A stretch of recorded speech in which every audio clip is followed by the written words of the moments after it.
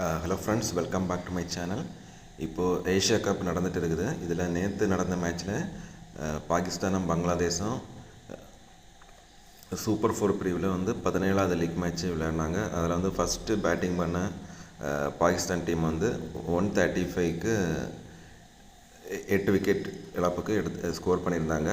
அது ரொம்ப சின்ன டார்கெட்டு தான். ஆனால் பங்களாதேஷ் வந்து சேசிங் பண்ணும்போது 124 ரன்னு தான் அவங்களால அடிக்க முடிஞ்சுது. அதனால் 11 ரன் வித்தியாசத்தில் பாகிஸ்தான் வின் பண்ணிட்டாங்க. ஸோ இதனால் என்னன்னா, இனி வரக்கூடிய ஏசியா கப் ஃபைனலில் இந்தியாவும் பாகிஸ்தானும் மோத போகுது. ஆல்ரெடி இந்தியா வந்து லீக்கில் ஒரு வாட்டி பாகிஸ்தானை கூட விளையாடி வின் பண்ணிட்டாங்க. அப்புறமா சூப்பர் 4லேயும் பாகிஸ்தானை கூட பிரமாதமாக விளையாடி வின் பண்ணிட்டாங்க.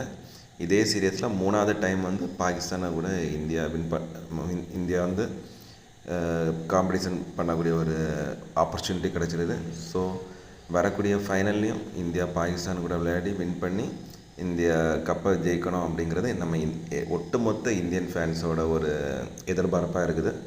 ஸோ இதில் வந்து நீங்கள் யார் இந்தியா டீம் வின் பண்ணணுன்ட்டு நினைக்கிறீங்களோ அவங்க மறக்காமல் இந்த நம்ம சேனலை சப்ஸ்கிரைப் பண்ணிடுங்க. ஓகே.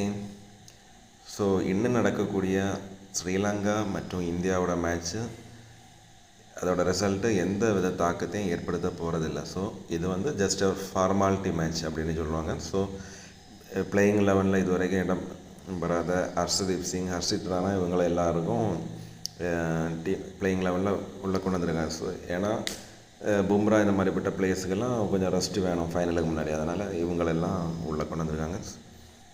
ஸோ எனிவே, பாய், தேங்க்யூ.